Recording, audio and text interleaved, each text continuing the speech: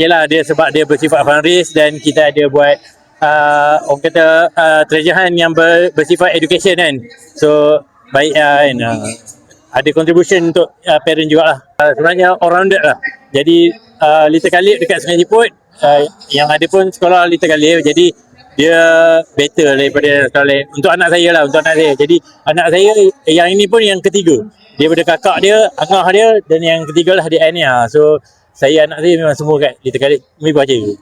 Okey lah untuk aktiviti setakat sepanjang daripada persekolahan pun semua okey, semua baik. Dan dia melibatkan ibu bapa ni pun bagus juga lah. Jadi tak adalah pendidikan tu untuk anak-anak je. Jadi ibu bapa pun melibatkan diri sama lah. Dia walaupun tempat dia sejuk tapi keluar pecah belah juga. Dan dia memang have fun lah kita orang. Cuma kena hati-hati sikit sebab dia ada campur dengan orang luar kan. Baguslah sebab kadang-kadang budak-budak satu Ahad dia orang tahu nak tengok TV apa semua kan. So bila ada aktiviti macam ni, dapatlah juga dia orang spend time masa dengan mak ayah. Lepas tu ada aktiviti luar daripada tengok gadget je macam tu. Ya, saya memang showkan sebab anak saya daripada umur yang first, nombor 2, nombor 3 semua dekat situ. Dan saya ramai recommend untuk orang masuk situ. Sebab input dia bagus. Anak-anak boleh membaca, menghafal, bahasa Inggeris terutamanya boleh, membaca pun laju. So pada saya walau mahal pun dia berbaloi lah.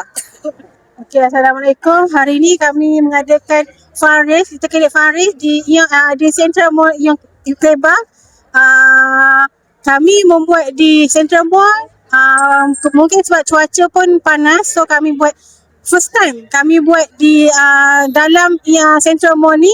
Sebab cuaca sejuk pun dekat dalam Central Mall ni. Kami ada beberapa checkpoint. Ada 5 checkpoint dekat dalam Ion ni. Cool storage, perpustakaan dengan level 4, level 2 di Central Mall ni. Okay, untuk checkpoint ni semua ada dalam tiket ni pun belajar benda ni. Contoh macam perpustakaan, bahagian reading, kita ada ajar anak reading. And untuk cold storage kita ada ajar anak cara untuk membeli barang, tahu apa khasiat buah-buahan, cara membayar. Alhamdulillah awal parent habis settlekan checkpoint 5 checkpoint ni. Alhamdulillah.